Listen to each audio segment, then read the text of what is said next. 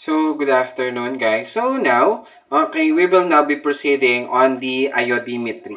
Okay, so, please take note po na iba po si iodi kay iodometry. Okay, so now, ang itatakil po muna natin is si iodimetry. But before that, okay, so let us first define the iodimetric titration. Okay, so iodimetric titration, okay, it is a type of redox titration where we determine the concentration of a reducing agents by titrating against a standard iodine solution. Again guys, please take note po na si iodimetric, okay, ang dinadetermine po natin is si reducing agent. Simple as that. Wala na pong ibang definition si iodimetry.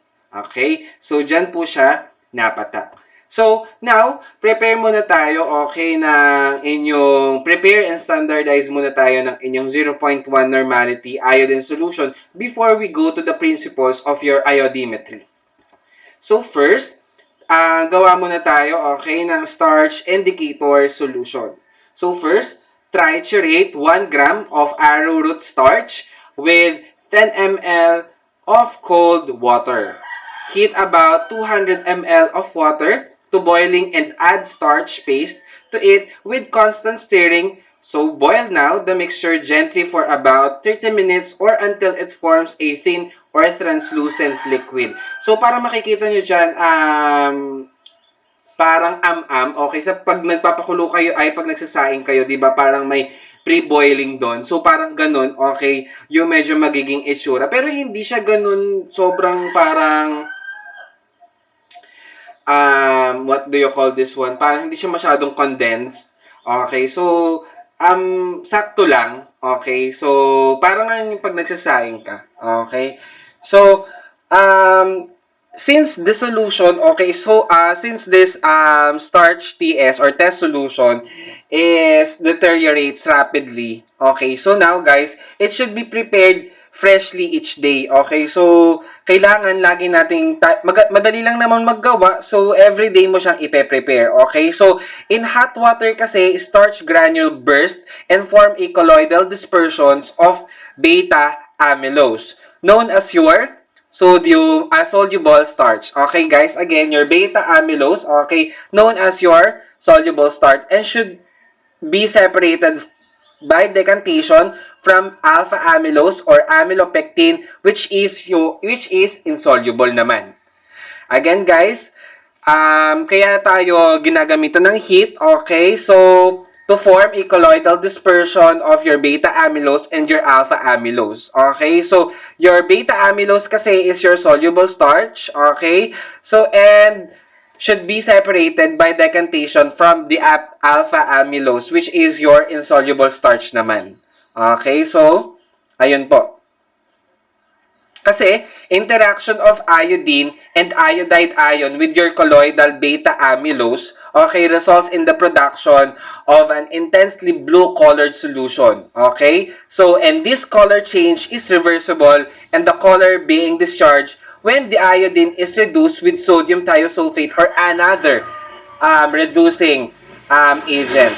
Okay? So, later on, makikita nyo yung bakit kaya kailangan pa nating i-heat? Bakit hindi ba pwedeng timpla na lang ng water kasi natutunaw naman si starch? Okay? So, mamaya makikita natin na kapag inad natin si starch, okay, kay iodine solution, so, nagkakaroon tayo ng deep blue complex. Okay? So, mamaya, um, titingnan natin. Okay? So, preparation, okay, ng ating 0.1 normality iodine solution. So, dissolve about 14 grams of iodine in a solution of 36 grams of potassium iodide, okay, in 100 ml of water. So, ang nangyari muna is, kuha ka muna ng 36 grams of potassium iodide, okay? Then, dissolve mo in 100 ml of water. Then, kuha ka ulit ng 14 grams of iodine. Then, dissolve mo na dun sa prior or sa naunang solution. Tapos ngayon, add 3 drops of your hydrochloric acid, then dilute it to 1,000 ml. Okay?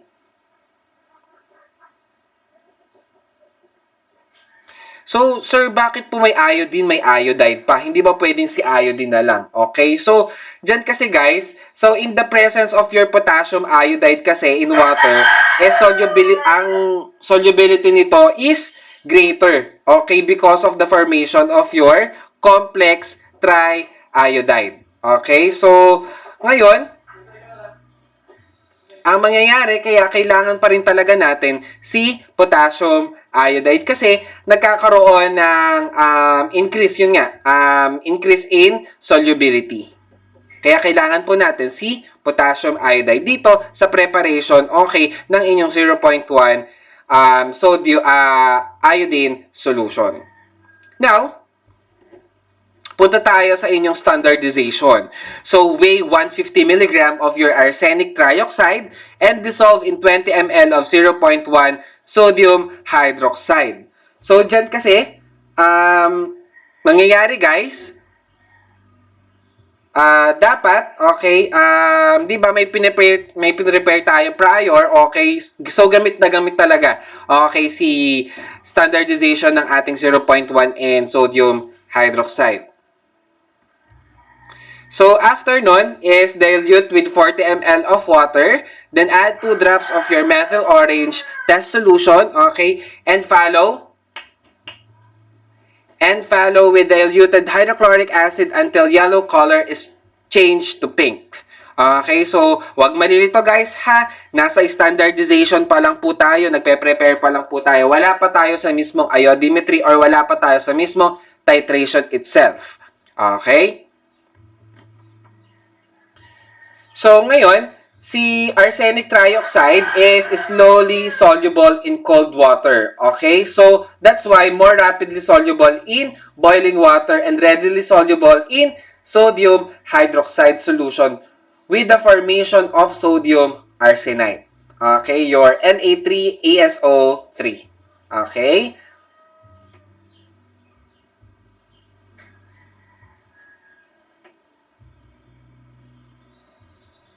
So sir, bakit po tayo gumamit pa ng methyl orange? Meron na po tayong iodine, meron na po tayong starch solution.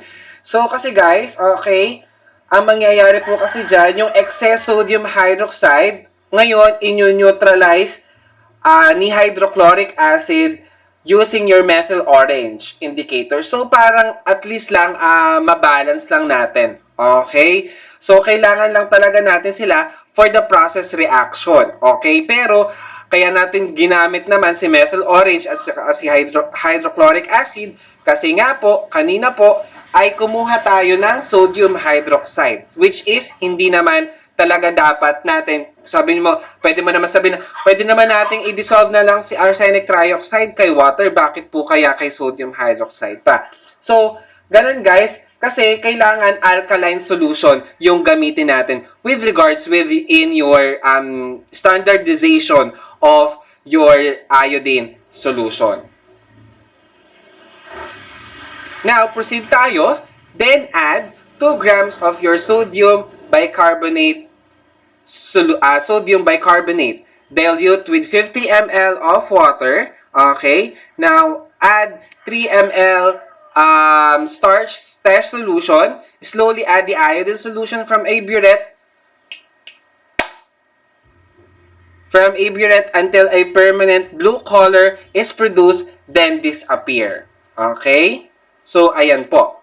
So, later on, bakit sir, deep blue color na nga tapos bigla pa magdi-disappear. So, later on, we will be see, okay, kung ano yung reaction dito. Okay? So, gumamit naman tayo guys dito ng sodium bicarbonate, okay, to neutralize the hydroiodic acid. Okay? So, kasi guys, the hydroiodic acid or your HI is formed in the reversible reaction. So, under the conditions of this assay, okay, sodium bicarbonate does not react with iodine. But if an excess of iodine is added, it may react slightly. Okay, so the reaction between an excess between the arsenious ion and iodine proceeds quantitatively to completion best in a neutral solution. Okay, so since Ito nga pong hydroiodic acid is formed in the reaction. A buffer must be added to keep the solution neutral. Okay, so in this scenario, si sodium bicarbonate po yung ating buffer. Okay? So, ang computation po niyan is katulad lang po nung sa serimetry. Okay, so weight of the arsenic trioxide sample, okay, divided by the volume of the titrant times the MEQ of the arsenic trioxide. Okay, so for example, ang maging weight natin, okay, ang weight na nakuha natin, ano ba ang nakuha nating weight kanina? It is 150 milligram. Okay? Then the ml, for example, nakapag-consume tayo, 23 ml yung na-consume natin. Okay? So, sulat natin. Sulat nyo sa paper nyo and I will write on my own. Okay? So, we have 0.15 grams. Divided by, meron kang nakapag-compute ka ng 27 ml of the titrant times the MEQ is 0.0495.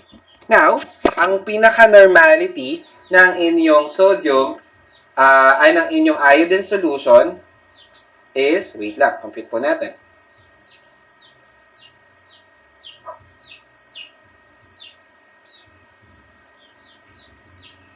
(27) times 0.0495 is equals to 1.3365. So, divided by 0.15.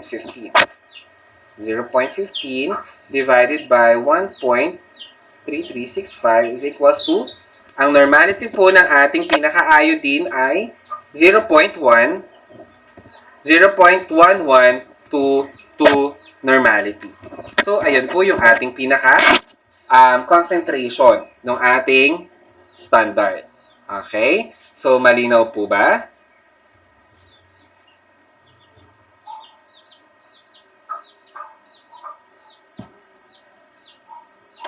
So now, proceed na tayo sa pinaka-principle ng inyong iodimetry. Okay?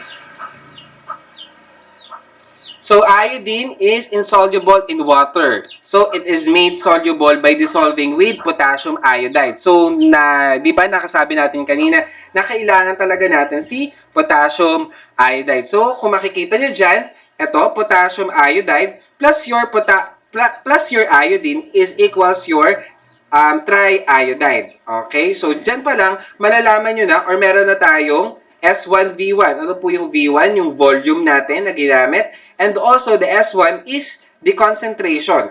Ano ba yung concentration na ginamit natin? Okay? So, ayan po. So, meron kasi tayo, ang ginamit natin dito na, for example, na reducing agent is si arsenic trioxide. So, kay arsenic trioxide plus the iodine, okay, so, magkakaroon siya ng reduction. So, magkakaroon ng iodide na lang. Magiging iodide, no iodine left. Kung makikita nyo kasi si iodine dito is medyo parang dark brown. So, ngayon kapag inad mo si reducing agent, magiging colorless yan. So, ayan po yung hindi na natin ginagamitan ng tawag dito ng test solution or ng inyong indicator. Pero, the disadvantage naman dito is napakatagal bago natin ma-acquire yung colorless reaction. That's why, gagamitan ngayon natin siya ng starch. Okay? Ng inyong starch solution or starch test solution or yung inyong indicator. Ngayon, kung makikita nyo po dito, meron po tayong starch plus your iodine. Okay. Ngayon, pag inad po natin yan, okay, so magkakaroon po tayo ng it will form a starch iodine complex or deep blue complex color. Deep blue in color. Okay? So, starch plus the iodine is equals to starch iodine complex. So, ang makikita mong color is deep blue in color. So, dyan pa lang, makikita mo na may reaction ang nangyari. Ngayon, i-add naman natin ngayon si reducing agent. Okay? So, ang mangyayari dyan, okay, so reducing agent plus your starch iodine complex, magkakaroon ulit yan ng reaction. So therefore, mas mabilis mong makikita na mawawala na si iodine. Okay? Kasi si iodine magiging iodide na po.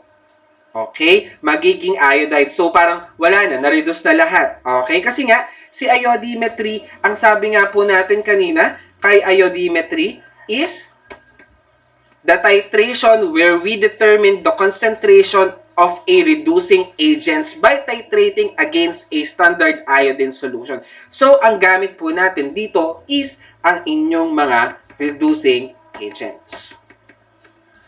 So, ang indicator na ginamit natin, okay, is your starch test solution. So, pwede namang wala, guys. Pero, mahihirapan kayo na makuha or medyo matagal bago natin makuha yung ating pinaka-endpoint. So, gagamitan ngayon natin siya ng starch. Okay? Ang analyte po natin is reducing agents. Ano po yung reducing agents na ginamit natin?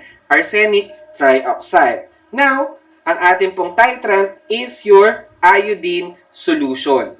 Okay? Then, the endpoint is deep blue color to colorless. So, ayan po. Now, we will be computing the normality in iodimetry. Okay, guys ha? Iba po yung normality for the standardization and preparation ng iodine. Ngayon, iba po. Okay? So, kung makikita nyo dyan, volume 1 times the normality 1 times the volume 2 versus times the normality 2. Okay?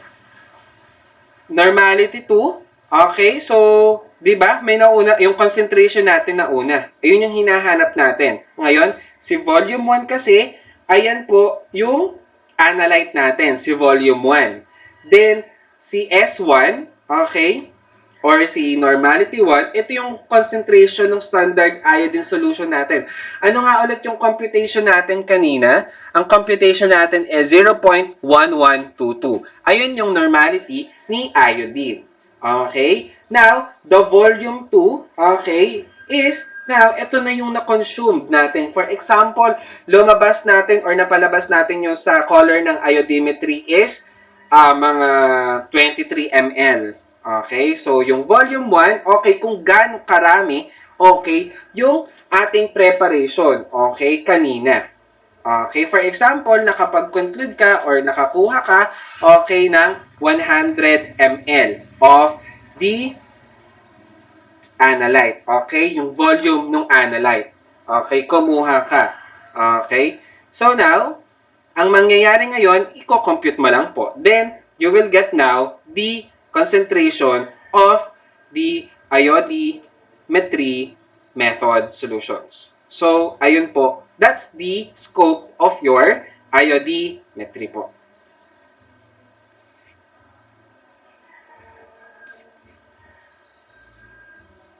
Thank you po for listening.